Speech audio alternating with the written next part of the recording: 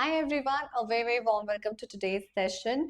Let's get started with the competency focused practice questions. In today's session, we will be focusing on two subjects primarily, which is economics and geography.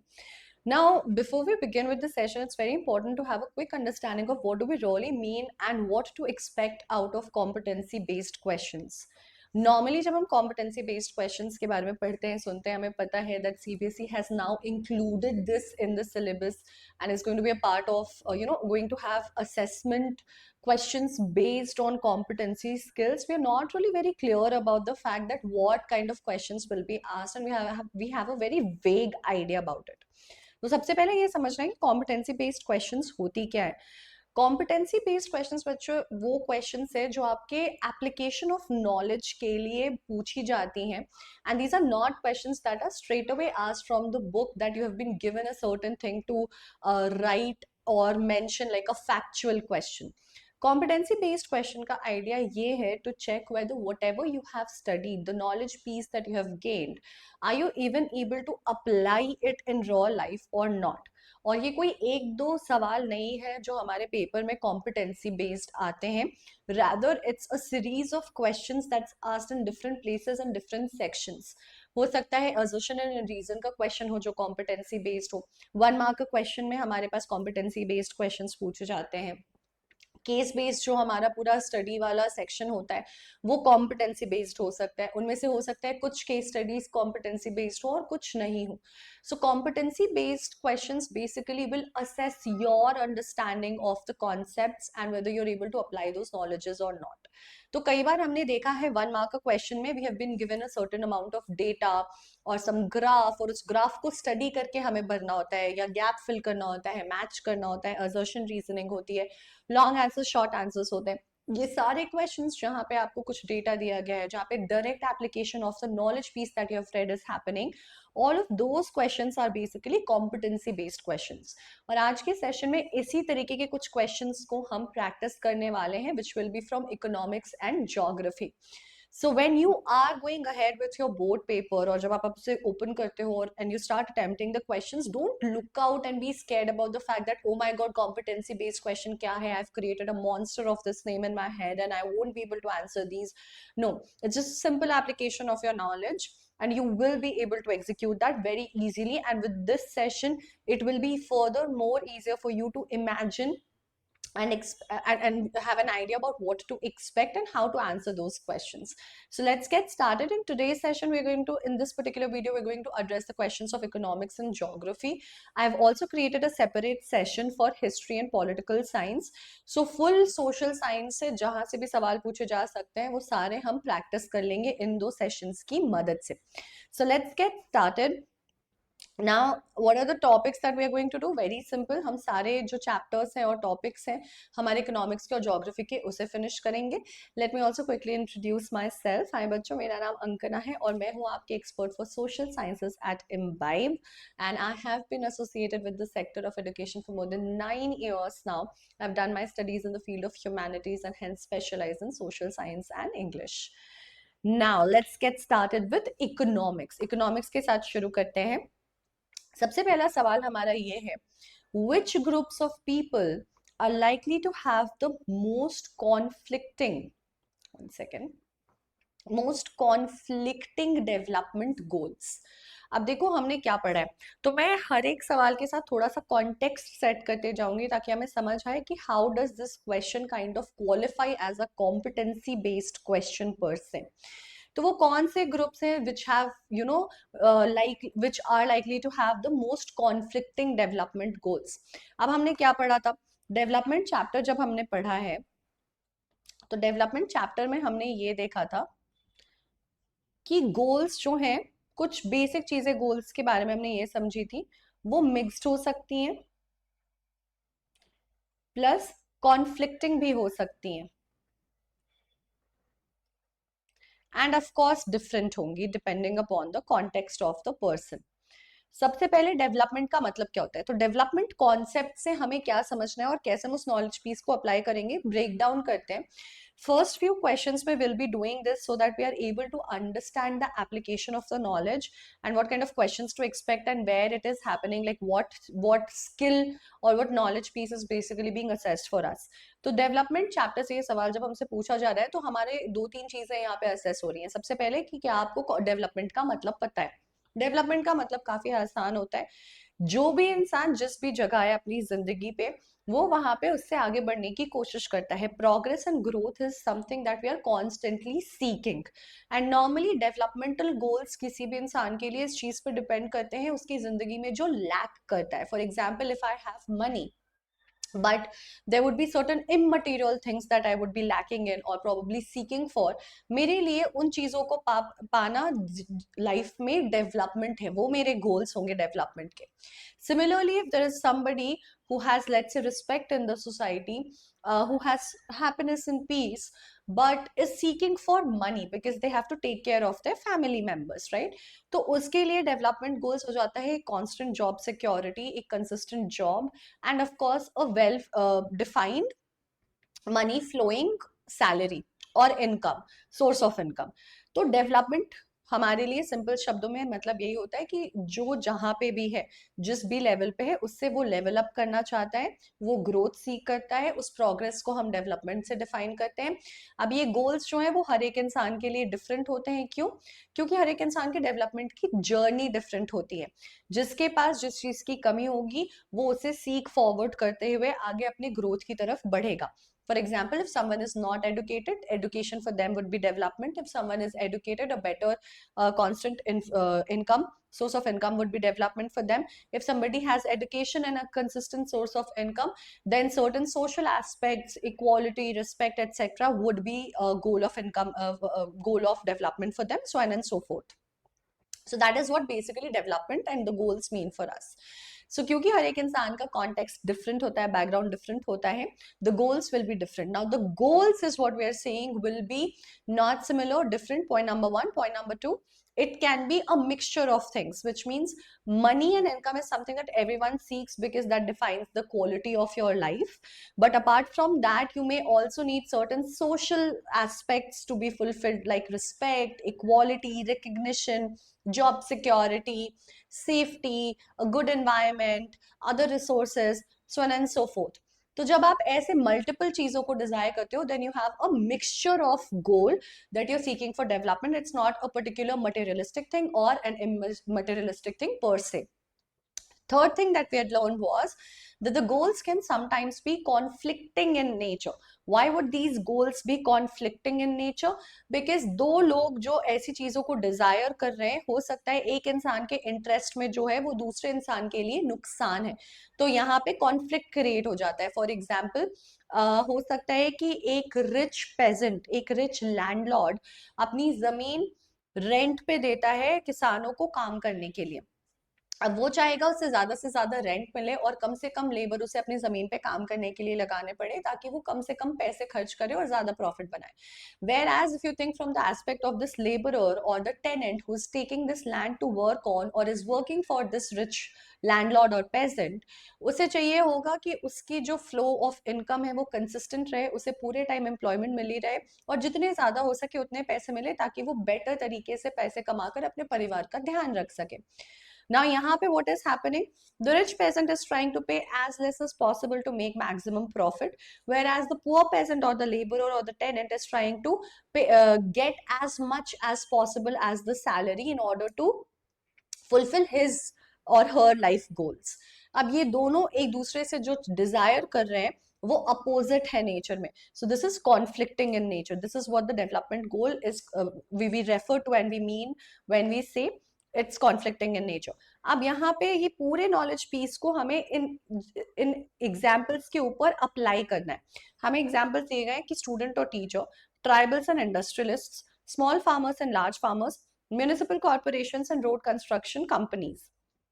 Now see, student and teachers की अगर हम बात करते हैं तो student and teachers में दोनों लोग चाहेंगे कि स्टूडेंट का भला हो, ज्यादा मार्क्स आए. ट्राइबल्स एंड इंडस्ट्रियलिस्ट्स वो को हम थोड़ा पार्क करते हैं, क्योंकि दो एग्जाम्पल यहाँ पे हमारे पास ऐसे हैं जो दोनों ही हो सकते हैं आपके कॉन्फ्लिक्टिंग। फोर्थ वाला देखते हैं कि municipal corporation and road construction companies.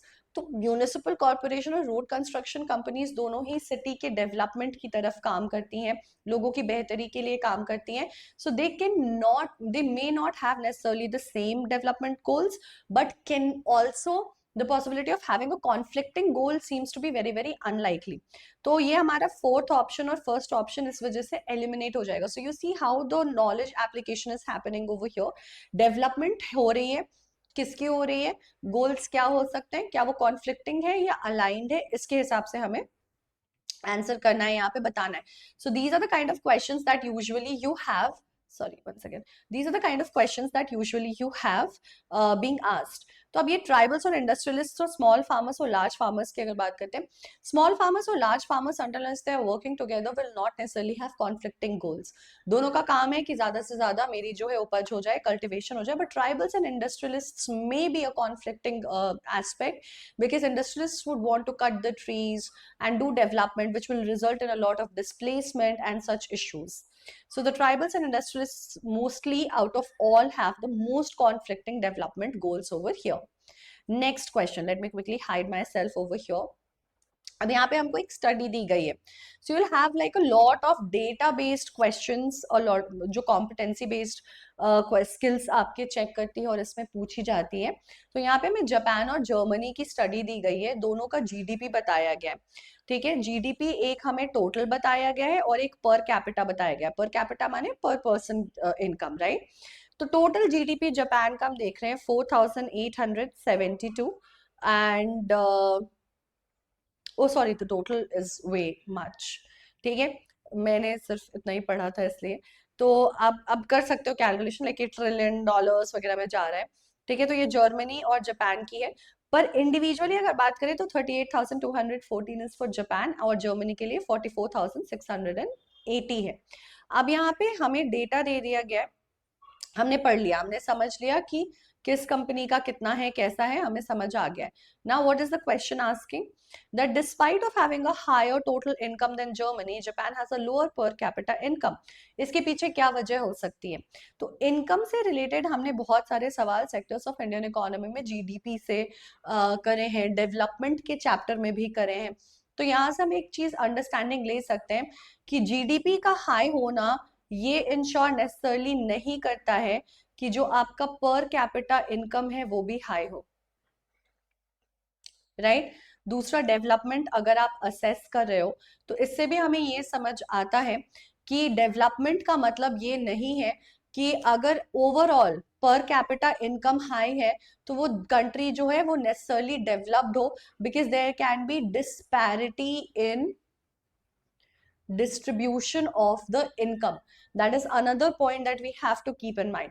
अब ये कह रहा है because Japan has more equitable distribution of income. तो देखो equitable distribution of income का process जो यहाँ पे जो aspect है वो आ जा रहा है.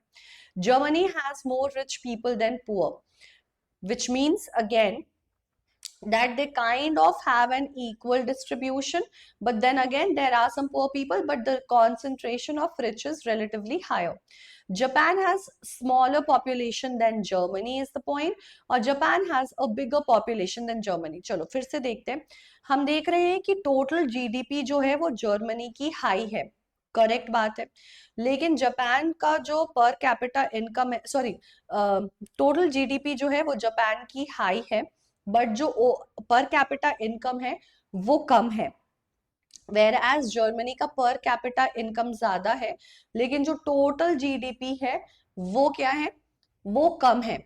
तो हमें Japan has more equitable distribution of income is a possibility, क्योंकि ये पर capita income on an average बता रहा है. इट डजंट मीन नेसेसरली कि सबके पास सेम अमाउंट ऑफ मनी हो, या फिर ये हो सकता है कि जर्मनी में ज्यादा रिच लोग हैं than poor people. That is also a possibility, because ये जो पैसे इकट्ठे हो रहे हैं ये कुछ लोगों में ही डिवाइड हो जा रहे हैं जो रिच हैं, बाकी लोग क्या है, बाकी लोग आर मोस्टली पुअर और उनके पास पैसे जो हैं वो नहीं रह रहे हैं, unlike Japan. So Japan is suppose to have, और यहाँ पे पॉपुलेशन भी जो है आपका एक बड़ा रोल प्ले कर सकता है. there is a possibility that the population may play a bigger role. Sorry, that the population may play a bigger role. So all of these factors together will determine कि GDP और per capita का connection जो है वो क्या है. ठीक है. So now we can see, one second, Japan has a bigger population than Germany would be the reason. Why? Because per capita income कम होने के बावजूद अगर जीडीपी हायर हो रहा है, यानी कि ज्यादा नंबर ऑफ पीपल जो है वो अर्न कर रहे हैं इस मनी को. ठीक है. चलो, so moving on to the next question. Which of the following is the best example of a public good? इनमें से कौन सा एक पब्लिक गुड का बेस्ट एग्जाम्पल है? Medicine and injections, books and stationery, houses and furniture, और law and order. Now यहाँ पे 15 medicines and injections are basically not necessarily a public good. It belongs to both public and private. Government भी लेती है as an institution, बहुत बार इसका take care करती है, whereas private institutions भी करते हैं.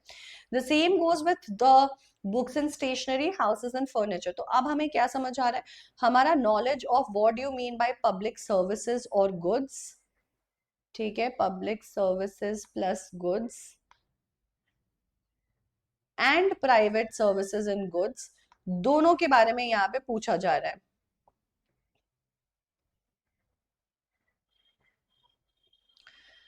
सी, पब्लिक एंड प्राइवेट में ऐसा है कि कुछ दवाइयां सरकार बनाकर देती हैं, कुछ बुक स्टेशनरीज कई बार सरकार प्रोवाइड कराती हैं, हाउसेस एंड फर्नीचर में भी दोनों लगते हैं. तो it could be either.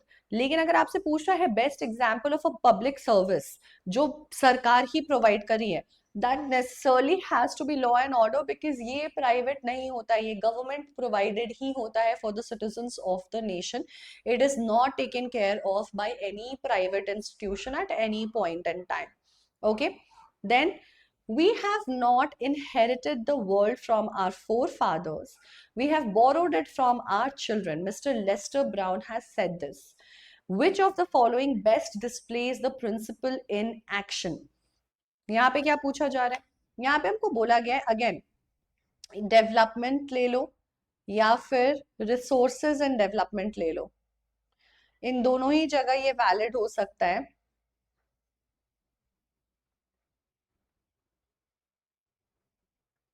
Okay, what is the question asking us over here?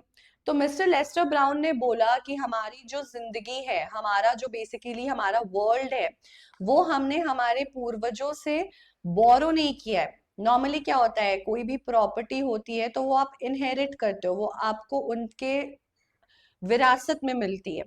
लेकिन यहाँ पे कहा जा रहा है कि हमने जो हमारी दुनिया है वो इनहेरिट नहीं की है, हमने बोरो कर लिया, हमने इतना एक्सप्लॉइट कर लिया है. सो यहाँ पे basically you should be able to know the explanation of it, you should be able to explain what exactly is meant when by mister Lester when he is saying कि हमने अपने पूर्वजों से कुछ नहीं लिया यार, हम तो ये बोरो कर ले रहे हैं अपने बच्चों से, यानी कि हम रिसोर्सेज को इस कदर एक्सप्लॉइट कर रहे हैं कि जितना हमें विरासत में मिला था उससे बहुत ज्यादा उसकी यूटिलाइजेशन हो रही है, और हम अपने बच्चों के लिए कुछ नहीं छोड़ रहे हैं, हम उनसे उधार ले रहे हैं ये सामान. तो इसका मतलब क्या है? Using up of current oil reserves before beginning to explore more reserves, moving to oil reserves under the sea to avoid drilling on land, moving to alternative fuels to conserve world oil reserves, or using modern drilling facilities to extract, one second, to extract petroleum. Now, ideally, what it means is, petroleum के terms में देखा जाए, moving to oil reserves under the sea to avoid drilling on land doesn't kind of make sense. ये तो मतलब किधर से भी करो आप drill कर रहे हो. Moving to alternative fuels to conserve world oil reserves is actually a sustainable thing. That wouldn't really be displayed in this action. ये इसका opposite है. अगर हम alternate fuels पे जाते हैं world oil को reserve करने के लिए, then we are not borrowing it from our children. We are letting them have it. We are doing sustainable, conservative form of development. अब हमारे पास 2 बज गए. Using up current oil reserves before beginning to explore more reserves, कि हमने कुछ नए reserves नहीं अभी ढूंढे, जो हमारे पास करंट है उसको इस्तेमाल करके खत्म कर रहे हैं हम, या फिर using modern drilling facilities to extract petroleum. So it seems like this one would be more applicable, because अगर हम अपने करंट को फिनिश कर रहे होते, नए की तलाश में नहीं जाते, तो नए हम आगे के फ्यूचर के जनरेशन के लिए छोड़ देते. लेकिन हम क्या कर रहे हैं, हम मॉडर्न टेक्निक यूज कर रहे हैं. हम कह रहे हैं जितना भी तेल है जहां पे भी अवेलेबल है उसको निकालो, खत्म कर डालो. So that becomes a problem over here, and that is why we can say that we are basically using modern drilling. Guys, 1 second, why is this marked wrong? No, this to alternative fuels to conserve world oil reserve, ये थोड़ा गलत marked है, ठीक है, क्योंकि question को अगर आप ध्यान से पढ़ोगे तो ये कह रहा है we have not inherited the world from our forefathers, we have borrowed it from our children, हमने हमारे बच्चों से जो है इसको बोरो किया है, हमने इनहेरिट नहीं किया है. Which of the following best displays the principle in action, इस प्रिंसिपल को एक्शन में ये एग्जैक्टली नहीं दिखा रहा है. अगर हम मॉडर्न ड्रिलिंग टेक्निक्स के साथ और भी आगे चीजों को इस्तेमाल करते जा रहे हैं तो हम इसको बेस्ट डिस्प्ले कर रहे हैं, because then we are actually borrowing it from our children. But अगर हम ऑल्टरनेटिव फ्यूल्स कर रहे हैं, हम कंजर्व कर रहे हैं वर्ल्ड ऑयल को, then we are doing sustainable development. So यहाँ पे आपको अपने ऑप्शंस को बहुत अच्छे से एक्सप्लोर करके समझ लेना होगा that which one would exactly mean in terms of the correct understanding. Okay, next question. For a famous businessman's mall building project, a slum in Mumbai is being cleared and its people are displaced with only a small payment of their land. There have been protests and a public interest litigation, which means a PIL has been filed in the court. What should the local government do? Local government को ऐसी स्थिति में क्या करना चाहिए? तो देखो आपको क्या पूछ रहा है, आपको बोल रहा है एक फेमस बिजनेस मैन है, वो एक मॉल बना रहा है. अब उसे जहां मॉल बनाना है उसके लिए जो उसने जमीन है वो खाली कराई है. किसकी जमीन खाली कराई है? जो गरीब है वहां पे, उन गरीबों की जमीन जो है वो उसने खाली कराई है. अब ये जमीन को खाली कराने के बदले जो उनको कॉम्पनसेशन दिया है वो बहुत थोड़े से पैसे दिए हैं in return of their land. ना उनको घर मिला है, ना उनको प्रॉपरली कॉम्पनसेट किया गया है. तो नेचुरली लोग प्रोटेस्ट कर रहे हैं, बैठ रहे हैं धरने पे, और इसके अगेंस्ट कोर्ट में भी कंप्लेन किया है that this seems to be very very unjustified. ठीक है, अनजस्टिफाइड लग रहा है, it doesn't seem to be right. तो यहाँ पे लोकल गवर्नमेंट को इस सिनेरियो में क्या करना चाहिए? प्रोजेक्ट को कैंसिल कर देना चाहिए, अरेस्ट कर लेना चाहिए प्रोटेस्टर्स को, फोर्सफुली रिमूव कर देना चाहिए लोगों को, या वेट करना चाहिए कोर्ट के जजमेंट के लिए. अब यहाँ पे फिर से हमें क्या करना है? एनालाइज करना है. ऐसे केस में लोकल गवर्नमेंट क्या करेगा इज द क्वेश्चन. ये एक्चुअली लोकल गवर्नमेंट का क्वेश्चन है. So this kind of falls under political science, but has been asked over here, so not a problem because we are focusing more on economics and geography. Will still answer this because social science में सवाल आ सकता है.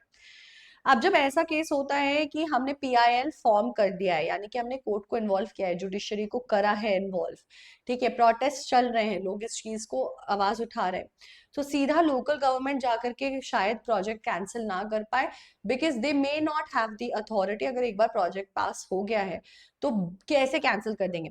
मतलब देखो, project cancel करने के लिए सबसे बड़ी बात है कि प्रूफ होना चाहिए ये बात कि ये जो यहाँ पे लिखा है वो सही है. Where is the proof? How do we no?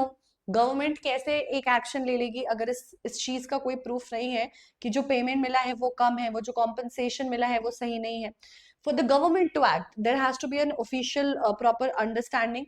ठीक है, protesters को आप कैसे arrest कर लोगे? This is the fundamental right. We have the right to speech and to ask for things until unless it's a it's a violent protest. Until unless people are damaging things, there's no point in arresting the protesters because that wouldn't be right. Then how will people ask for their rights in the world?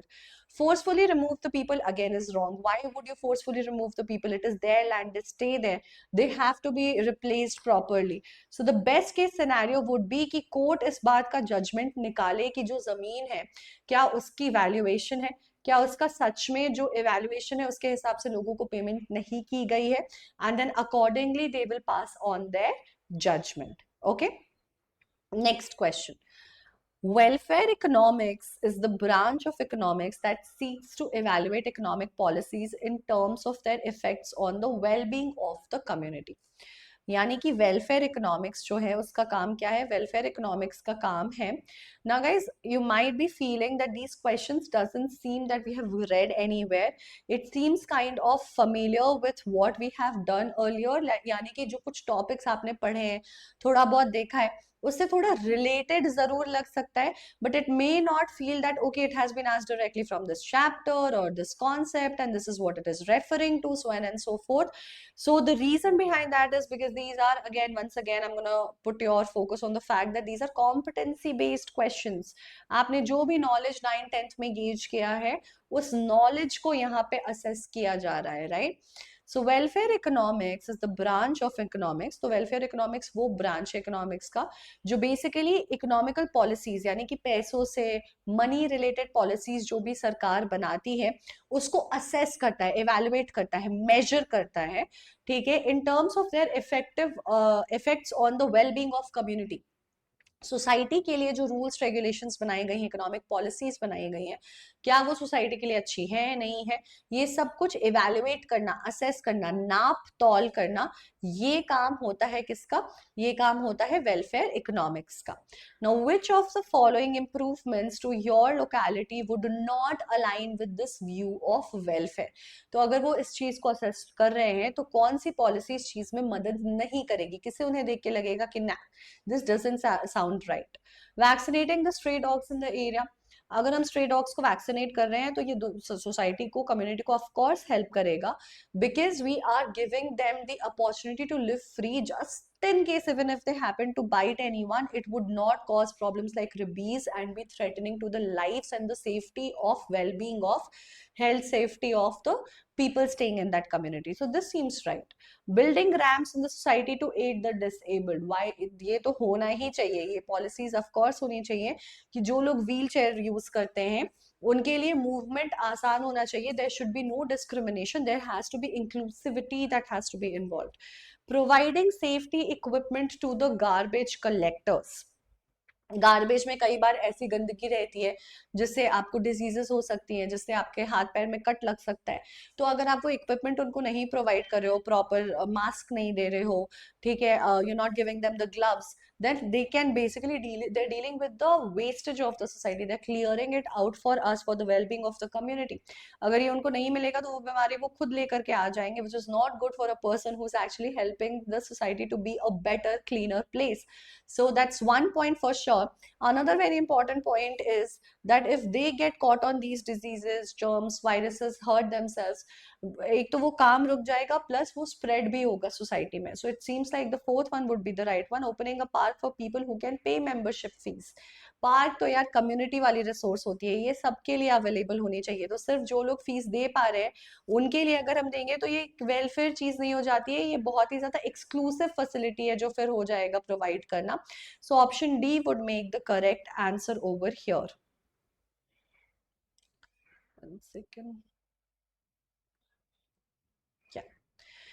So opening a park for the people who can pay membership fees without, fees would not align with this view of welfare.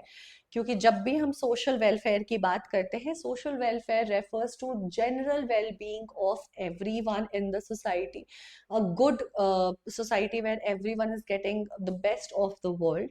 So that is why it would be the last one. ठीक है, चलो अब हम बढ़ते हैं next question की तरफ. So now it seems that we have actually finished the objective questions. जो हमारे ऑब्जेक्टिव क्वेश्चंस वो हमने फिनिश कर लिए हैं. अब हम थोड़े से सब्जेक्टिव क्वेश्चंस करेंगे before we move on to political science. Our development, sorry, geography, not political science. Our development is the Earth's destruction. Do you agree with the given statement? Give two reasons to support your answer. हमारा development जो है वो अर्थ को destroy कर रहा है. क्या आप इस स्टेटमेंट से अग्री करते हो? अगर हाँ या ना, जो भी है, if you disagree you give two reasons for your disagreement. If you agree then you give two reasons for your agreement.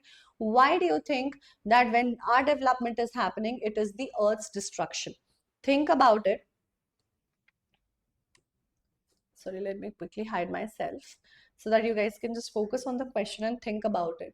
Why do you think, whether you agree or not is the first thing that you have to answer, and then you have to give the two reasons for whatever you think.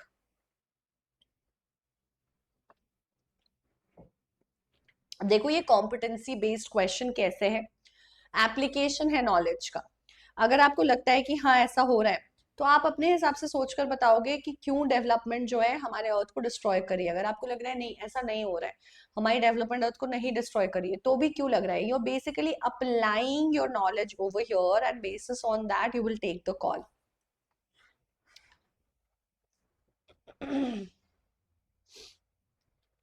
Okay guys, let's see. अगर मान लो I agree with this, ठीक है, if I agree with this, तो मैं क्या बोलूंगी, if I am in agreement with this, then I will say that the two reasons because of which I agree with the statement when I feel that the development of earth is destroying it is because development जो है,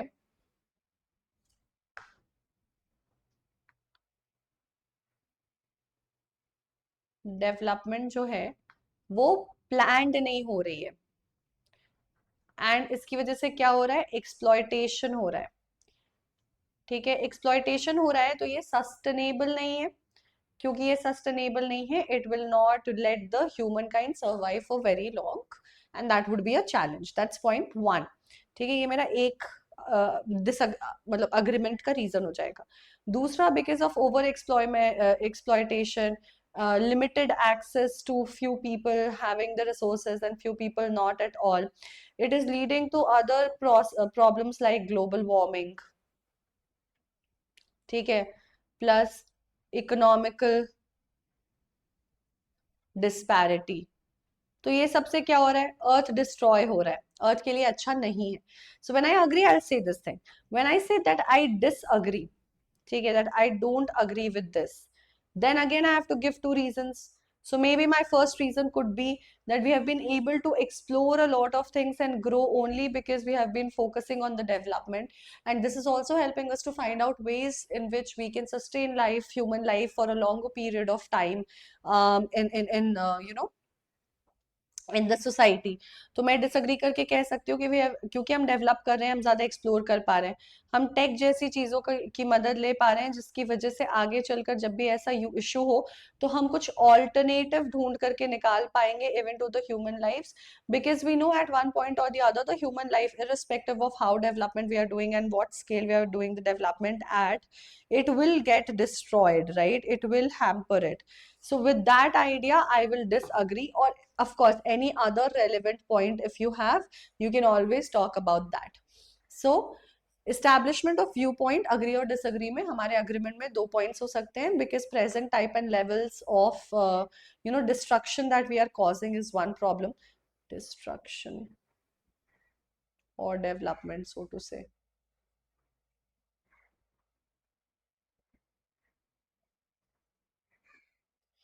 Then, of course, overexploitation of resources is one factor. Destruction of habitat of plants and animals. Because development में हम ये सोच नहीं रहे, हम करते जा रहे हैं। और आपको दो पॉइंट देना है तो आपके पास मल्टीपल है। Air land water pollution that we are leading to, global warming जैसे issues that we are leading to, basically environmental damage, ecological damage. Disagreement की बात करें तो डेवलपमेंट कैन बी अर्थ के कोलैबोरेशन में हो सकता है, हम सस्टेनेबल डेवलपमेंट कर सकते हैं, ऑल्टरनेट एनर्जी रिसोर्सेज की मदद से कर सकते हैं, रिड्यूस कर सकते हैं कार्बन फुटप्रिंट को, प्लस इन सारी चीज़ों की वजह से हम केपेबल बन रहे हैं कि हम सोसाइटी को एक अलग जगह पे ले जा सकें, एक अलग जेनिथ पे ले जा सकें of progress. So it could be anything that we can write. Next, people only need a good income to have a good standard of living, as income can buy everything that one needs for a good life. Is this statement correct? And whatever you feel, whether the statement is correct or not, you have to give a explanation, you have to give a reason in its support. तो statement कह रहा है people only need a good income to have a good standard of living, as income can buy everything that one needs for a good life. Now see, personally I would not agree with this statement. I will disagree. Why?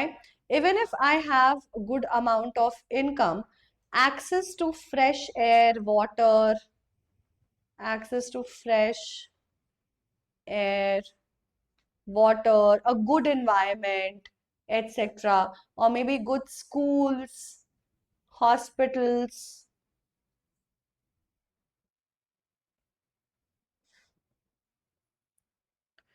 ये सब हो सकता है मेरे पास अभी भी available ना हो, क्योंकि ये डिपेंड करेगा मेरी सरकार पे, on the government और on depend upon the nation that I will stay in. इन सारी चीजों पे डिपेंड करेगा. तो this is not necessarily going to be determined by my income. So my income all alone is not going to determine whether I'll have a good standard of living or not, because हो सकता है मेरे बच्चे अच्छे अच्छे school में ना जाए, मुझे अच्छी मेडिकल फैसिलिटीज ना मिल रही हो, क्योंकि मैं ऐसे देश में रहती हूँ जहाँ पे मैं पैसे बहुत कमा रही हूँ बट ये फैसिलिटीज अवेलेबल नहीं है, या बहुत ज्यादा पोल्यूशन हो रहा है. So even if I have the good income, there are going to be certain factors which is going to be out of my control, and hence it will affect my standard of living. However, few of the materialistic things I will be able to have access to. But people in Africa, for example, struggle with good medicines. वहाँ पे अच्छे medicines नहीं मिलते, proper original medicines नहीं मिलते. तो वहाँ पे क्या होता है, अच्छे पैसे वाले लोग भी आराम से medicines अपने लिए नहीं लेकर आ सकते हैं, which will again affect their standard of living. So a lot of other factors will also play an important role. Now, if you disagree, then you can always say that yes, even if I stay in a place where certain things are challenging and the facilities are not there, with the help of the money I can move to another place or access the facilities, all the materialistic things can easily be made accessible, so on and so forth. So no, people also depend on public services, as I told you. ये थोड़ा explain करेंगे, ये अगर आपका 3 marks के लिए आता है तो आप उसके हिसाब से elaborate करोगे. एक ही reason बोला है तो हमें समझ आ गया कि public support, environment, your people around, all of these people also play a very important role, right? How does the human development report give a holistic view of development? Human development report जो है वो कैसे एक holistic view देती है हमें development का. बड़ा सिंपल है ये समझना. ह्यूमन डेवलपमेंट रिपोर्ट किस चीज की बात करती है आपको वो समझाना है, ठीक है. सो गाइस, सब्जेक्टिव क्वेश्चंस पे I am not taking a lot of time to answer because options नहीं है, आपका आंसर बहुत सब्जेक्टिव हो सकता है, तो इसलिए मैं वेट नहीं कर रही हूँ. आप अप्रोच जो है कहीं ना कहीं ऐसे समझ सकते हो. एचडीआई किस चीज की बात करती है? अब यहाँ देखो, मैं आपको एक्सप्लेनेशन भी दे रही हूँ. इनकम की बात करती है, एडुकेशन की बात करती है, और हेल्थ की बात करती है. करेक्ट, ये तीनों चीजों की बात करती है. तो नॉर्मली जो वर्ल्ड बैंक हमें अदरवाइज डेवलपमेंट रिपोर्ट देता है वो सिर्फ पर कैपिटा इनकम की बात करता है. अब ये पर कैपिटा इनकम के बात जब सिर्फ करता है तो यहाँ पे डिस्पैरिटी जो आती है इनकम्स में वो छिप जाती है, इट गेट्स हिडन. तो it does not give us a true picture. हमें इसके एक्सप्लेनेशन में जाना नहीं है, ये हमारे अपने अंडरस्टैंडिंग के लिए, क्योंकि हमें नॉलेज को अप्लाई करना है तो हम नॉलेज डिस्कस कर रहे हैं. तो ह्यूमन डेवलपमेंट रिपोर्ट एक होलिस्टिक रिव्यू ऐसे देता है क्योंकि unlike World Bank, it does not just talk about the per capita income, which may have the possibility of hiding the disparity and equitability of the distribution of income. This talks about health, this talks about education, this talks about income, and that is how we get an understanding of what exactly it is referring to as a developmental goal, because people are resources which develop the best when provided with proper education and health. Now, the length of the answer will be completely dependent upon the marks assigned. I'm expecting this question to kind of have a 3-marker allotment to it. तो आप यहाँ पे clearly समझाओगे कि unlike World Bank, which considers only per capita income, please write this, ठीक है? Which considers only per capita income, Human Development Index or the Human Development Report talks about education indicators, health indicators, and per capita income, which helps us also look at all the disparities or availabilities of facilities that is there for a citizen in a nation, rather than just the income, which is not giving a deeper understanding. तो जब आप 3 number के लिए लिख रहे हो तो आप इन चीजों को एक्सप्लेन करोगे. 1.5 से 2 नंबर तो आपको इस फैक्टर के ही मिल जाएंगे, बट फिर जब आप बताओगे कि वर्ल्ड बैंक में डिस्पैरिटी नहीं दिखती और इन फैक्टर्स में दिखती है, आपके बचे हुए मार्क्स भी वहां पे आ जाएंगे, ठीक है. नेक्स्ट क्वेश्चन हमारा है that the sex ratio refers to the number of females per 1,000 males in a population. कहीं पे भी जनता जो रह रही है, 1,000 लड़कों के ऊपर कितनी लड़कियां हैं वो दिखाता है. उड़ीसा का हमने देखा कि सेक्स रेशियो बेटर है, which is like 972 girls. Then Madhya Pradesh, which just has 919 girls per 1,000 boys. All the indicators being equal, how does this affect the human development index of two states? Now, this is a very, very beautiful question. It's a very well knowledge based application question. ठीक है, आपको यहाँ पे दो data दे दिया गया, आपसे बोला जा रहा है कि जब हम ह्यूमन डेवलपमेंट इंडेक्स की बात करते हैं तो जो सेक्स रेशियो है वो कैसे रोल प्ले करता है।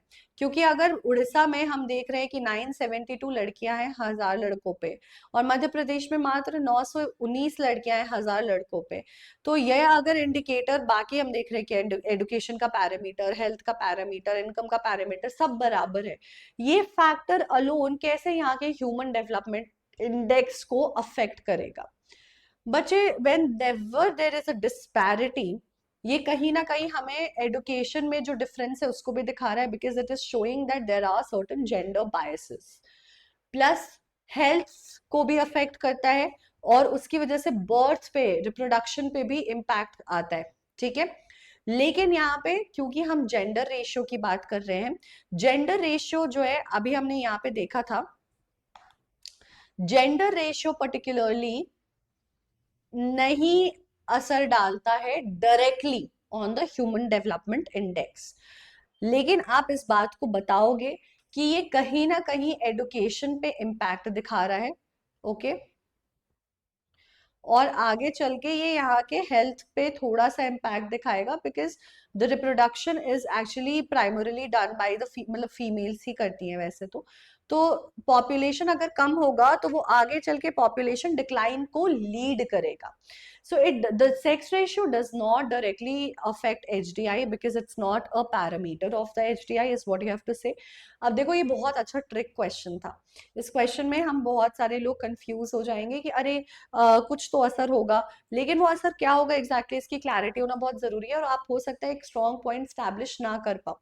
तो HDI में एडुकेशन, हेल्थ और इनकम को ही प्राइमरीली लिया जाता है, जिसमें सेक्स रेशियो से फर्क नहीं पड़ता है। But in the longer term if it keeps on going on like that, it will have an impact on the population, on the usual gender balance। और ये कहीं ना कहीं ये रिफ्लेक्शन है कि शायद एडुकेशन और जेंडर इक्वालिटी अवेयरनेस करने की जरूरत है यहाँ पे, which could help in the development or overall development of the society and the nation। The table below shows the income of the citizens of two countries। A country के और B country के जो citizen है उनका income हमको बताया गया है। आपको बताना है, कैलकुलेट करना है पर capita income of both Nations. पर कैपिटा इनकम काउंट करने के लिए आपको बहुत सिंपल सी चीज करनी है, आपको चारों के इनकम को ऐड करना है और डिवाइड कर देना है टोटल नंबर से। तो क्योंकि हमें 4 एग्जाम्पल दिए गए हैं, तो यहाँ पे हमारे पास 2000, 2400, 2400 और 2700 है। So we basically have 4800 and 4700 that needs to be added। So this will be 9500 that will be divided by 4। ये हमारा पर कैपिटा इनकम देगा नेशन ए का। नेशन बी का सिमिलरली हमारे पास 40,000, 750, 710 एंड 7000 है। उसके हिसाब से भी आप ऐड करके फिर निकाल लोगे कि किसकी कितनी इनकम है, डिवाइड करोगे पर कैपिटा इनकम निकल जाएगा। Now, which country has a higher per capita income? बच्चे यहाँ तो एक बंदा अकेले ही इतना कमा ले रहा है, जब आप उसमें बाकी एडिशंस करोगे तो anyways country B will have a higher per capita income, because the average that will come will be way higher. यहाँ पे 10,000 भी रुपए नहीं बन रहे है ना, अगर इसको मैं 10,000 रुपए भी मान लेती हूँ फास्टर कैलकुलेशन के लिए, तो ये 2500 रुपए ऑन एन एवरेज हर का इनकम है, बिकॉज हम देख पा रहे हैं कि डिस्पैरिटी ज्यादा है भी नहीं। तो पर कैपिटा इनकम तो बी का ज्यादा है। Which country has more equitable distribution of income? Naturally country A has more equitable distribution, क्योंकि सब आगे पीछे सिमिलर अमाउंट में अर्न कर रहे हैं। Which is the answer for B and C the same? Give reasons. B और C का सेम क्या आंसर सेम है? नहीं है। इसलिए क्योंकि कंट्री बी में हम देख पा रहे हैं कि there is one person who earns a lot, hence there is a lot of disparity in income. तो ये सेम इसलिए नहीं है because there is a lot of disparity in the income of country B। ठीक है, country B के income में बहुत ज्यादा डिस्पैरिटी है unlike country A, and that is why the answers are not the same. तो पहला वाला कंट्री ए का 2375 हमारा निकलेगा पर कैपिटा इनकम, जहां पे दूसरे का 10,000, 10,500 निकलेगा। दूसरे में हमें पता है दूसरे वाला क्वेश्चन क्या था हमारा, दूसरा वाला क्वेश्चन हमारा था कि हायर पर कैपिटा इनकम किसका है, तो नेचुरली दूसरे वाले का है। और किसमें ज्यादा इक्वल इक्वल डिस्ट्रीब्यूशन है, वो कंट्री ए की है। यहाँ पे गैप जो है सिटीजन्स के बीच में बहुत ज्यादा है, और इसीलिए आंसर सेम नहीं है दोनों का। Next question, the human development approach developed by Mahbul ul Haq is often framed in terms of whether people are able to be or do desirable things in life. The freedom of choice is central. Someone choosing to be hungry, as during a religious fast, is quite different from someone who is hungry because they cannot afford food to buy, or because the country is in a famine, which means shortage of food. Give example other than the one which has already been given to demonstrate the freedom of choice that has been explained above. देखो ये कह रहा है कि human development जो होता है उसका जो अप्रोच है, जो कि महबूल उल हक ने वो किया है, डेवलप किया है, जो कहता है कि people are able to be or do desirable things in life. लोग जो है जिंदगी में चाहते हैं तो कर सकते हैं या करते हैं वो चीजें जो भी उनकी मर्जी होती है, डिजायरेबल होता है। Now the freedom of choice is central. मतलब बेसिकली ही सेइंग कि ह्यूमन डेवलपमेंट इस चीज पे सेंटर्ड है कि आपकी फ्रीडम ऑफ चॉइस आपके पास है। अब आप देख लो आपको करना है, नहीं करना है, क्या करना है, व्हाटएवर। अब इस चीज के बेसिस पे हमको एग्जाम्पल देना है to demonstrate the freedom of choice that has been explained above.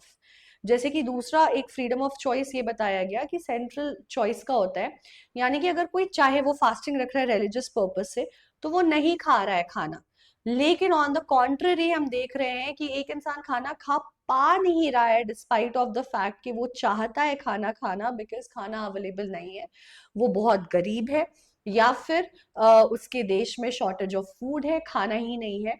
तो आपको एक ऐसे ही एग्जाम्पल देते हुए समझाना है। तो हमें ये समझाना है कि ह्यूमन डेवलपमेंट का जो अप्रोच है, जो बात करता है कि लोग कुछ भी कर सकते हैं जो वो करना चाहे, या करते हैं जो वो करना चाहे by the freedom of choice, is not entirely true, right? There are always restrictions. For example अगर ह्यूमन डेवलपमेंट की बात करते हैं, and I as an individual have a lot of money. Now my desire is to have the best education in my nation without moving anywhere else. I want to have the best education or the best healthcare. Best healthcare at home. But I stay in a village or I stay in an underdeveloped nation.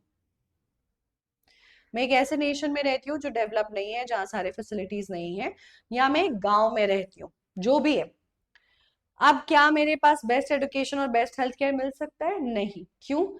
क्योंकि option available नहीं है। I can afford the most expensive thing without a problem, but I don't have access to it. It is not available. I cannot have it until unless I decide to move to a different nation. ऐसा कुछ भी example दे सकते हैं हम। For example, a girl choosing not to do higher education and be performing artist versus a girl not allowed to college due to family constraints. ये दूसरा example है कि एक लड़की है जो नहीं चाहती है कि उसे हायर एजुकेशन मिले। क्यों? क्योंकि उसके एस्पिरेशन लाइफ के बहुत अलग हैं। वो चाहती है कि वो आर्टिस्ट बने और अपने आर्ट पे फोकस करे, वेयर एज एक लड़की है जो चाहती है पढ़ना, लेकिन वो क्यों नहीं पढ़ सकती है? क्योंकि कॉन्स्ट्रेंट्स हैं, फैमिली सपोर्ट नहीं कर रही है। वैसे ही I am a rich person, I can access anything that I want, but I cannot get the best facilities if I am sick, because those facilities are basically not available for me. मेरे लिए वो facilities available ही नहीं है, तो मैं कहाँ से करूँ? I can't do anything about it, right? But you have the best facilities available for you, so you don't have to worry, especially for practicals जिसके लिए आज तक हम बहुत कॉम्प्रोमाइज करते आ रहे हैं, है ना। अगर उस दिन मान लो हमने अपनी पर्सनल डे ऑफ ले ली तो प्रैक्टिकल्स हो गया खत्म, अब दोबारा नहीं होगा। या फिर मेरी रीडिंग वगैरह सही नहीं आई, आई कुड नॉट अंडरस्टैंड, तो खत्म, मैं दोबारा नहीं कर सकती। उसी में किसी फ्रेंड की रीडिंग्स के साथ लिख लिया, कुछ कर लिया, जुगाड़ कर लिया। या हो सकता है आई कुड नॉट अंडरस्टैंड, सब किया तो सही, ठीक है, हो भी गया, निकल गया, लेकिन मुझे नहीं समझ आया। I would prefer doing it once more, but unfortunately, a lot of times our schools have restrictions. It has to be done in batches, and you cannot go back and practice it again. So you don't have to worry anymore. You have your virtual lab experience, जिसकी मदद से आप जब चाहो practicals कर सकते हो। Especially अगर आप 11th 12th में science लेने का सोच रहे हो, you'll have like a lot of practicals, and this is going to be a lifesaver for you. And then, of course, we always have the Imbibe app to help you out with all the other videos, learning materials, and solutions, and books, and tests, and whatnot. The best tool, another tool apart from this that you have, which is the virtual lab experience, is the Imbibe Lens app, you guys, because जब आप पढ़ रहे हो and especially when you move to 11th, you'll find a lot of things which will be bombarding at you as a piece of information, and you wouldn't be able to make sense of it. आपको समझ ही नहीं आएगा कि क्या लिखा है, क्या हो रहा है, but you can always find a lot of relevant resources around it to have a profound learning, to clear all your doubts and queries. The best part is all you need to do is just pick your phone up, scan the text that you are stuck with. It will highlight automatically, it will make the keywords pop up, as you can see over here. And now all you have to do is, just like as it is shown over here, ये keywords आएंगे, आपको जिस भी word को पढ़ना है उसको click करो और उससे related 2D model, 3D model जो भी है वो अपने आप आपको as a suggestion आ जाएगा. How beautiful is that, isn't it? चलो, अब हमने कर लिया है economics, इसी के साथ हम बढ़ते हैं geography की तरफ. In a village, the grazing ground can hold up to 10 cows per day. ठीक है, 10 गायें जो है एक ग्राउंड में रह सकती हैं. Beyond this, it cannot replenish itself. यानी कि there's a shortage. 10 गाय से ज्यादा अगर उसमें ग्रेज करती रहेगी तो खाना ही नहीं रहेगा. विलेजर्स ने इस इंफॉर्मेशन को देखा नहीं, वो 50 गाय को वहां लेकर जाते रहे और करवाते रहे ग्रेजिंग. अब क्या हुआ, लोड बढ़ता गया, इंटेंसिफाई होता गया, ओवर ग्रेजिंग होती गई, एंड फाइनली जो ग्रेजिंग ग्राउंड था वो सीज टू एग्जिस्ट हो जाता है. It comes to an end, there is nothing left for the ground to offer anymore. What kind of resource is being depleted over here? किस तरीके का resource है जो है डिप्लीट हो रहा है यहाँ पे?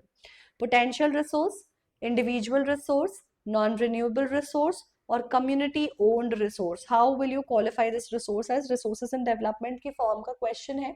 और वैसे तो ऐसे भी आप समझ सकते हो कि अगर ये ग्रेजिंग ग्राउंड जो था वो खत्म हो गया है, अब उसमें कुछ बचा ही नहीं है, तो इसे क्या कहेंगे, what kind of resource would you define it as? Potential, individual, non renewable और अ कम्युनिटी ओन रिसोर्स. देखो यहाँ पे आपको लग सकता है कि ग्रेजिंग ग्राउंड है, सब जा रहे हैं, तो it's probably a community own resource, but again the description over here is what matters. This is what you have to take into consideration before you go ahead and pick your answer. सो अगर कोई चीज खत्म हो जा रही है, so naturally वो non renewable हमारे दिमाग में आती है ना, हमें ऐसा लगता है कि नॉन रिन्यूएबल होगी. लेकिन क्या सच में ग्रेजिंग ग्राउंड, देखो पोटेंशियल और इंडिविजुअल तो नहीं है, इंडिविजुअल तो कतई नहीं है. पोटेंशियल रिसोर्स वो होता है जो हम एक्सप्लोर नहीं करते, यहाँ तो भर भर के 10 की जगह 50 गाय ले जा रहे हैं. तो अब हमारे पास नॉन रिन्यूएबल में और कम्युनिटी ओन रिसोर्स में कंफ्यूजन हो सकता है, बट क्या घास वाकई नॉन रिन्यूएबल रिसोर्स होता है? इस केस में हम देख रहे हैं कि ओवर एक्सप्लॉयटेशन की वजह से वो खत्म हो गया है, दैट इज करेक्ट. ठीक है, यहाँ पे it has come to an end, but technically it is a resource which is basically owned by the community. So when you read the description and then answer the question, उसमें भी थोड़ा सा logic लगाओगे. Grazing grounds are not non-renewable resource.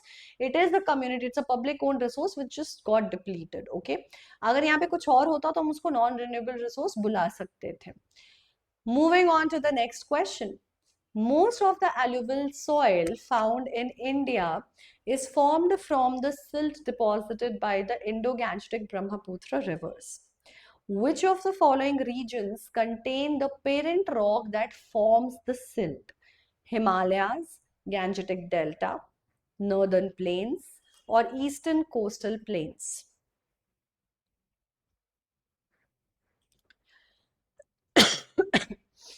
ज्यादातर alluvial soil जो हमें मिलता है वो फॉर्म होता है सिल्ट से। सिल्ट जो ये हमारे तीन रिवर्स का इंटरप्ले है, इंडस है, गंगा है और ब्रह्मपुत्र है, वो काट फूट करके लेकर के आते हैं आपका वो करा करके, इरोजन करा करके, और इरोजन को लाकर जमा कर देते हैं। तो ये जो पेरेंट रॉक है जो सिल्ट को बना रहा है, जैसे वो इरोड करके ला रहे हैं, वो कहाँ से आ रहा है? हिमालय से, गैंजेटिक डेल्टा से, नॉर्दर्न प्लेन से, ईस्टर्न कोस्टल प्लेन से। काफी सिंपल है ये। ठीक है, ये वाले में इसमें हमें ज्यादा जो है दिमाग नहीं लगाना है। हिमालय से आ रहे हैं। तो ये देखो यहाँ पे डायरेक्टली क्वेश्चन नहीं पूछा है, यहाँ पे भी बहुत ज्यादा घुमा फिरा करके पूछा है कि वो कौन से पहाड़ है जहाँ से एलुवियल सॉइल की फॉर्मेशन जो है वो हो रही है। ठीक है, चलो अब आ जाते हैं हम नेक्स्ट क्वेश्चन पे। An Indian state was taken over by a new government. एक नई गवर्नमेंट बनती है और एक स्टेट को ओवरटेक करती है नई सरकार बना करके। विच of the following actions by the government will reduce land degradation? तो अब ये जो नई सरकार बन रही है उससे लग रहा है कि भैया जमीन तो बहुत डिस्ट्रॉय हो रही है, हमें एनवायरमेंटल फ्रेंडली स्टेप्स लेने हैं, we have to save the environment. तो वो क्या स्टेप्स है वो अपनाएंगी जिससे जो ये लैंड डिग्रेडेशन है वो रुक जाएगा?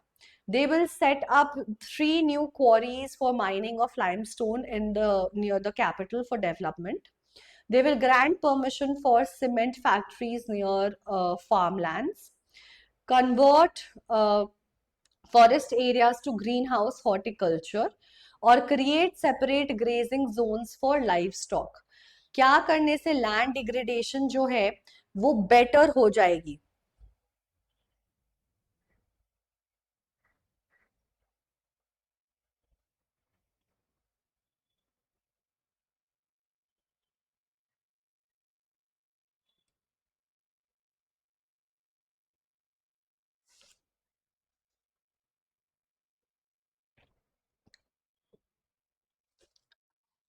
ओके यू गाइस, तो नॉर्मली क्या होता है, हमारे जो प्रॉब्लम्स होते हैं जिससे डिस्ट्रक्शन होता है, माइनिंग होती है, क्वारिंग होती है, इंडस्ट्रियलाइजेशन होती है, फॉरेस्ट को कट करना होता है, डिफॉरेस्टेशन होता है, and of course grazing, over grazing.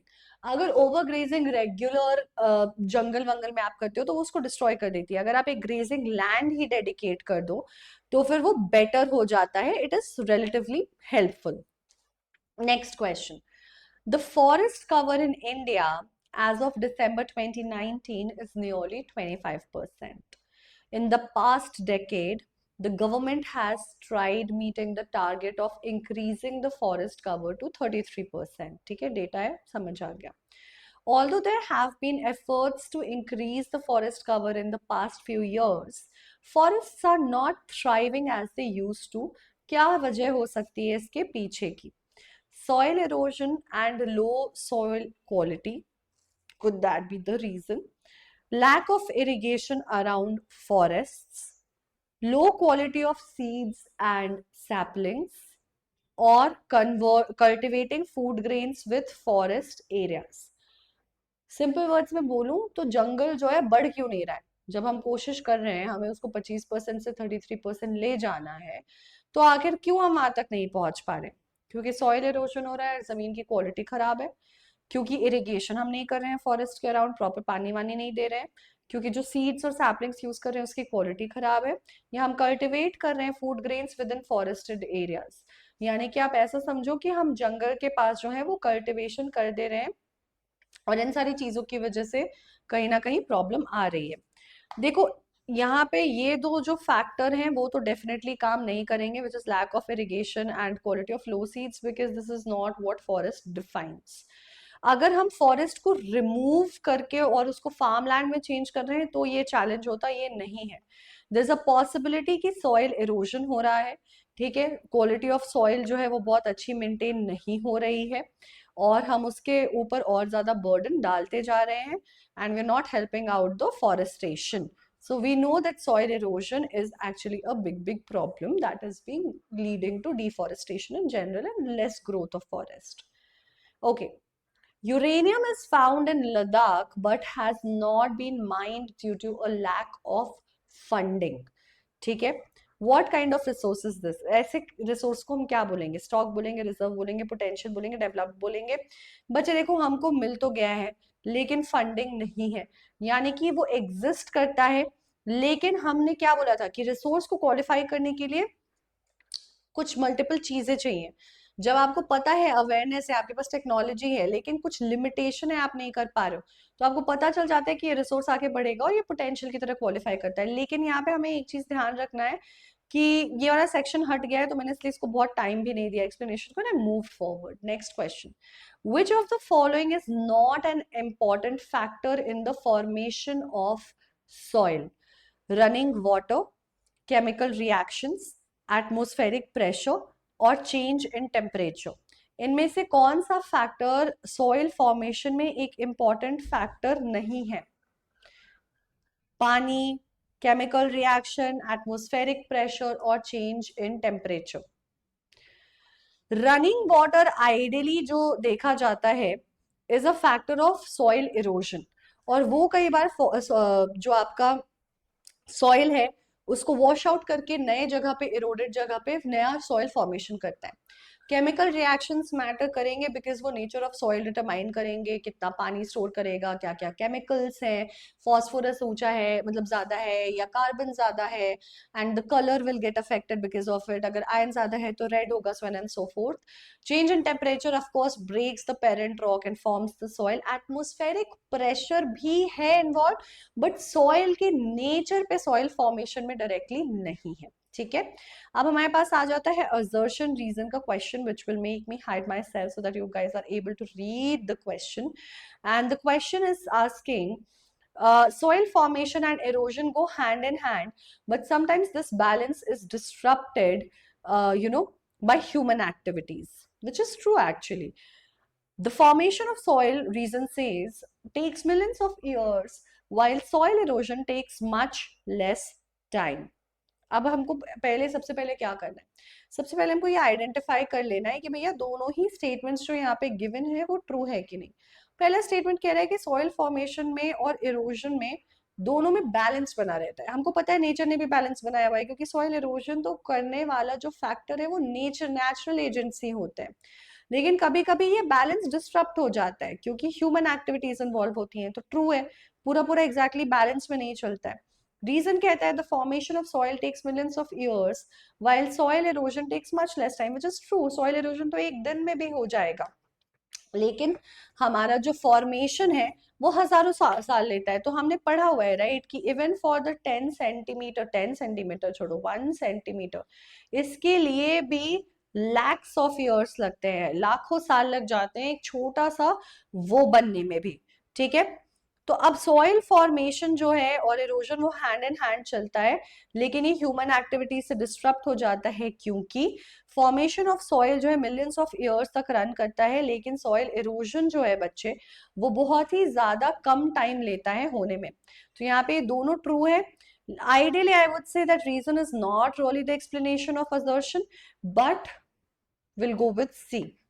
Historically, colonizing countries took advantage of India's rich resources to gain supremacy.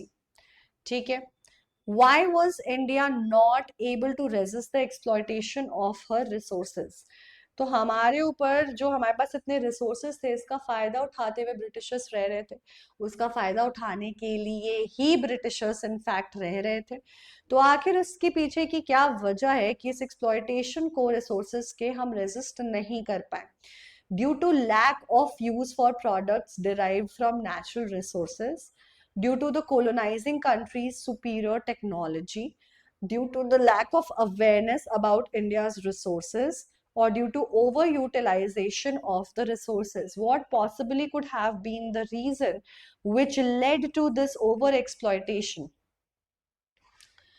देखो, पेड़ काटने की बात कर लो, कुछ भी कर लो, हमारे पास ना खुद ही अवेयरनेस नहीं था कि किन चीजों को हमें बचाना है, किन चीजों को हमें ठीक रखना है, किन चीजों के साथ हमें क्या करना है. ठीक है. लेकिन मोर देन एनीथिंग टेक्नोलॉजी नहीं थी हमारे पास, हम अपने आप को फाइट नहीं कर सकते थे, हमारे पास अवेयरनेस नहीं थी क्योंकि हम उतने एडवांस अभी तक हुए नहीं थे, हमने चीज पे काम करना शुरू नहीं किया था, लेकिन वो अवेयरनेस लेकर के एक दूसरी कंट्री आ गई थी, लेकिन वो एक्सप्लॉइट इसलिए कर पा रही थी और हम पे कब्जा इसलिए कर पा रही थी क्योंकि वो पहले से ही सारा टेक्नोलॉजी लेके आई थी, they were way more superior and they were able to because of the superiority dominate us, है ना, इस वजह से वो क्या कर पाए थे, हमें डोमिनेट कर पाए थे, ठीक है। Next question, the inequitable distribution of access to resources has disrupted world peace by dividing society into, तो हमारा जो डिस्ट्रीब्यूशन है रिसोर्सेज का वो बराबरी से नहीं हुआ है, किसी के पास ज्यादा किसी के पास कम, और इसकी वजह से सोसाइटी हो गई है डिवाइड, ठीक है। तो ये क्यों हुआ है, because the haves and the have nots, the environmentalist and the exploiters, resource rich regions and resource poor regions, or the climate change believers and the climate change deniers।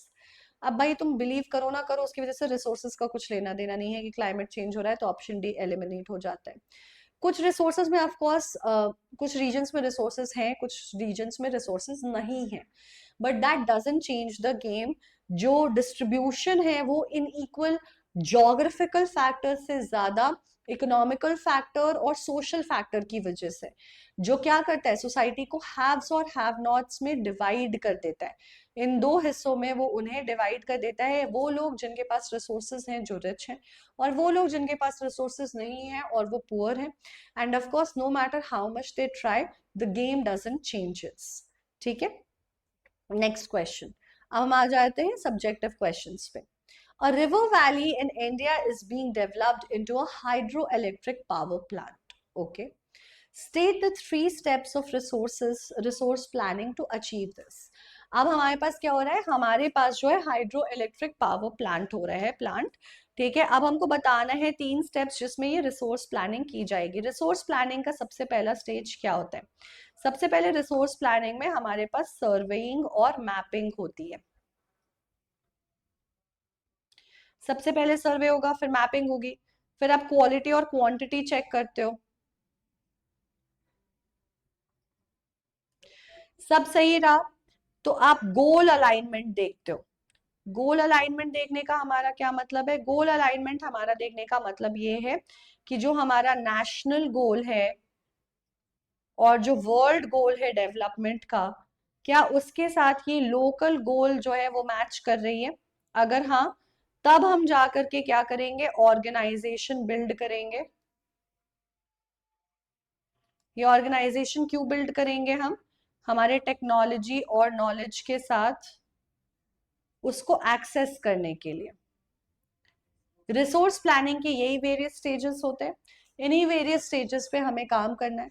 तो यहाँ पे भी जब hydro electric power development plan development होगा तो पहले ये check होगा कि जो भी रिसोर्स की रिक्वायरमेंट है वो यहाँ है कि नहीं है, अगर है तो क्या वो गोल से अलाइंड है लोकल डेवलपमेंट और नेशनल डेवलपमेंट की, कहीं कोई एक्स्ट्रा एक्सप्लॉइटेशन तो नहीं हो रहा है, ऑफ कोर्स क्वालिटी चेक के बाद, and then if that is also happening then we will have the organisation build. फिर हम क्या करेंगे, फिर हम हमारा ऑर्गेनाइजेशन बिल्ड कर लेंगे। So estimating the amount of energy that can be produced, जो सर्वे होता है क्वालिटी क्वांटिटी का, by looking at the resource and quantitatively and qualitatively. Then planning for development of infrastructure for the power plant, जैसे कि लोगों को लाना, organization बनाना, स्किल नॉलेज और टेक्नोलॉजी को प्लेस में लाना, एंड देन ये देखना कि ओवरऑल कंट्री के डेवलपमेंट गोल्स से मैच हो रही है या नहीं हो रही है ये local goals. Give one example of N urban community owned resource. Urban community owned resource could be anything. However, this is not a part of the syllabus. But let's just say park हो सकता है, roads हो सकते हैं, airport हो सकता है, transportation हो सकती है, कुछ भी हो सकता है, ठीक है, it could be anything. So, ponds, water bodies, park, picnic spots, burial grounds, public beaches, any of the following जो सबको belong करता है, सब लोग इस्तेमाल करते हैं। नेक्स्ट है, Aaron gave his friends 3 clues about a type of soil. एक टाइप ऑफ सॉइल है उसको लेकर एरन ने कुछ क्लूज दिए अपने दोस्तों को और बोला पहचानो, identify this. It is found in Maharashtra, the largest producer of cotton in India. Okay. During summers, the soil exhibits self-aeration capacity. It is rich in nutrients. What soil is being referred to by Aaron? अब देखो यहाँ पे again ऐसे जो questions है वो competency based questions क्यों है? हमको नॉलेज दे दिया है. We have the knowledge. Based on this knowledge, we have to understand whether we can identify the soil or not. Cotton सबसे ज्यादा यहाँ पे ग्रो कर रहा है, तो ब्लैक कॉटन सॉइल मेरे दिमाग में वहां पे ही क्लिक कर जाता है. Plus it is in Maharashtra, so it is in the Deccan trap. तो मेरे लिए एक चीज तो वहां पे क्लियर हो गई. दूसरा, मुझे पता है कि ये वैसे तो मॉइस्चर बहुत होल्ड करता है, बट गर्मियों में ये सूख जाता है और इसमें क्रैक्स डेवलप कर जाती हैं, और इस क्रैक्स की मदद से सेल्फ एरेशन होता है, यानी कि एयर जो है वो पास हो रहा होता है. तो during summers the soil exhibits self aeration capacity perfect. It is very rich in nutrients. तो ये जो सॉइल यहाँ पे रेफर हो रहा है वो सॉइल है black cotton soil. Next question. It's surely our responsibility to do everything within our power to create a planet that provides a home not just for us but for all life on Earth. Sir David Attenborough said this. What is meant by the above quote? Explain in 2 points. It is surely our responsibility to do everything within our power to create a planet that provides a home not just for us but for all life on the earth, which means कि ये as an individual, as a human, हमारी responsibility है, हम सबके ऊपर fall करती है. The factor that जब हम जी रहे हैं और डेवलपमेंट कर रहे हैं, तो हम इस डेवलपमेंट के बारे में सिर्फ अपने लिए नहीं सोच रहे. We are not just focusing on ourselves. We are looking at creating a home for everybody, every living being. चाहे वो आज हो, चाहे वो फ्यूचर में आए, चाहे वो प्लांट्स हो या एनिमल्स हो. We have to make this land habitatable for everyone. It has to be a home for everyone, and we have to create that. So what is meant by this is what is meant, that the development should basically not be very individualistic but also have an ecological conservation approach to it. It should not be selfish or self-centered. The goal has to be aligned for development for an individual as well as the community. How does this quote align with sustainable development? Because sustainable development talks about having a development without compromising the present or the future and looking forward for a long-term sustainability. So it is our responsibility to conserve Earth's resources. That's point number 1. We must conserve resources not just for humans but for all species. सिर्फ एक अपने लिए नहीं सोचना है, सारे species के लिए सोचना है. This quote talks about creating a planet that does not compromise the needs of the life on Earth. This is on the lines of sustainable development, which refers to the development without harming the environment and in a way that does not compromise the needs of the future generation. ठीक है? Next question. Give 2 examples of resources conservation practices in our daily lives that make way for sustainable development. Next, we need sustainable development because resource exploitation is leading to inequality. Explain the inequity of resources in 2 points. Name one international summit that discuss sustainable development as a goal. Now this actually is like a 5-mark question. ये छोटा सा सवाल नहीं है, छोटे छोटे सवालों का कोलेशन है, ठीक है, कलेक्शन है, और ये 5 नंबर के लिए पूछा जा सकता है. 5 नंबर के लिए या फिर केस बेस्ड स्टडी दे करके 4 नंबर के लिए ये हमसे पूछा जा सकता है. ठीक है, तो चलो एक बार सवाल देखते हैं फिर से. पहले एक एक करके क्वेश्चन आंसर करेंगे. Give 2 examples of resource conservation practices in our daily lives that make way for sustainable development.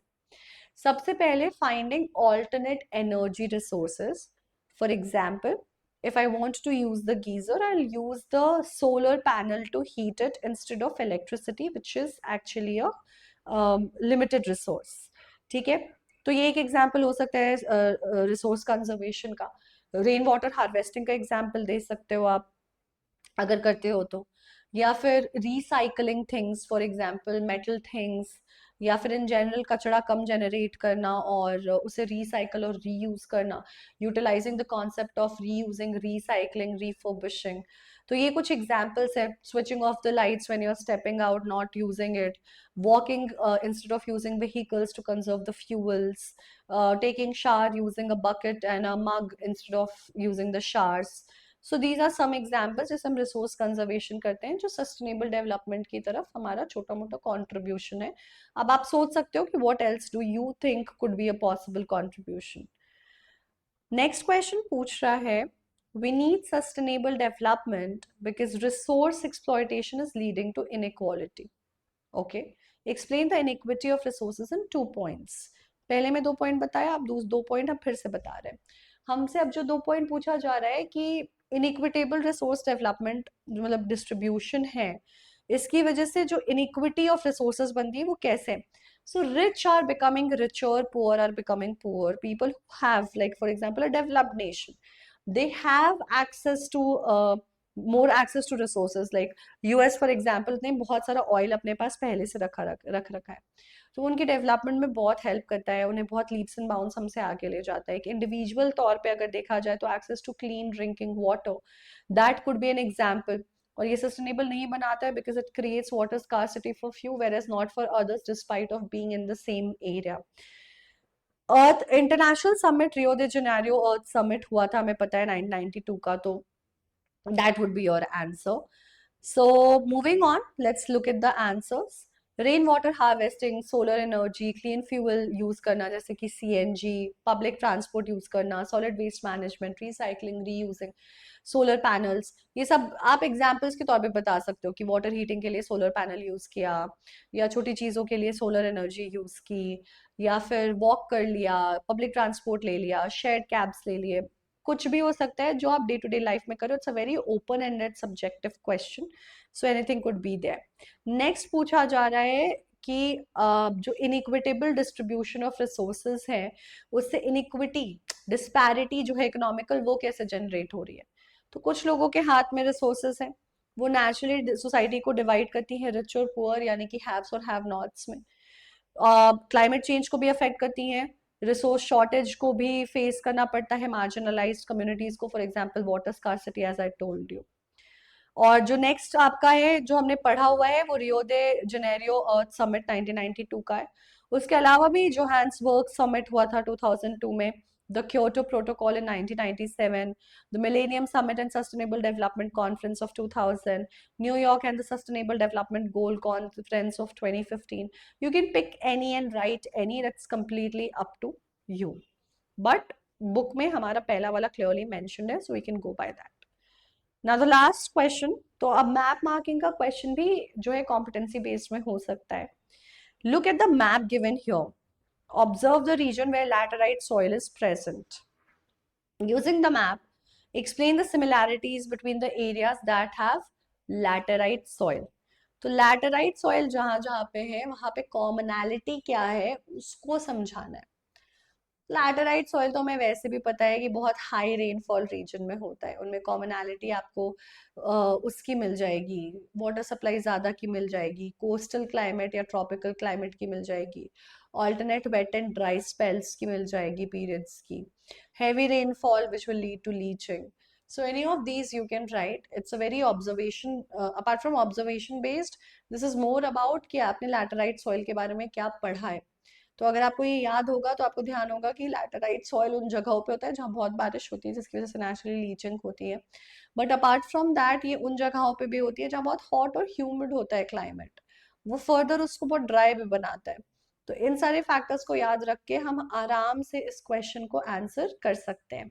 ठीक है, चलो तो इसी के साथ we have finished the questions of geography and political science, and I hope that this was really helpful for you guys, this particular session. We have also done history and political science, so do watch that session as well. It will help you figure out and answer the questions for yourself.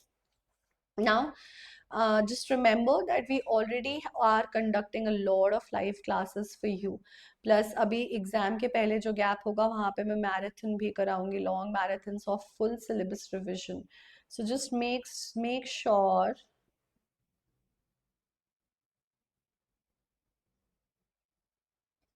that you are, registered for all the sessions that's gonna come so that you do not miss on the thorough revision. We'll also have the facility to resolve your doubts and queries. I'll show you where and how. Plus, if you feel you need any extra assistance, we have more than 70,000 video lessons available for you, along with some great books, questions, practice, and test. Try to take at least a full mock test before you go ahead with your examination.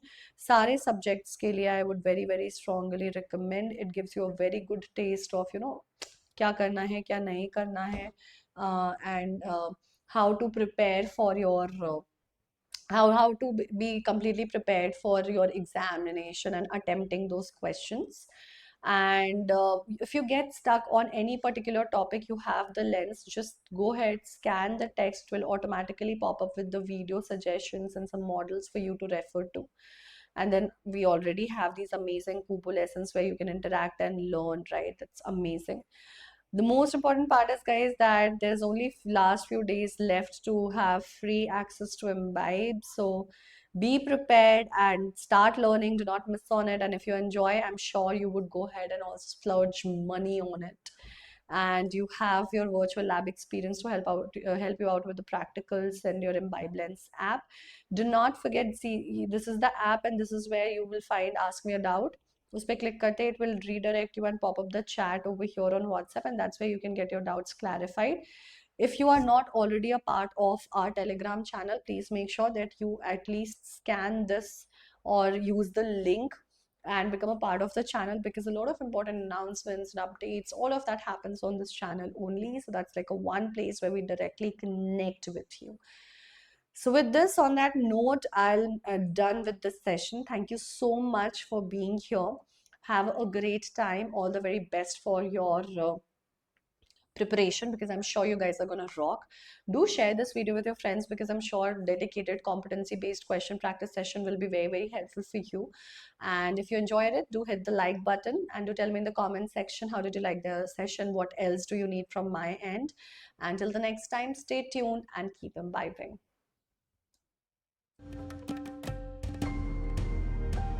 Keep imbibing. We believe in you.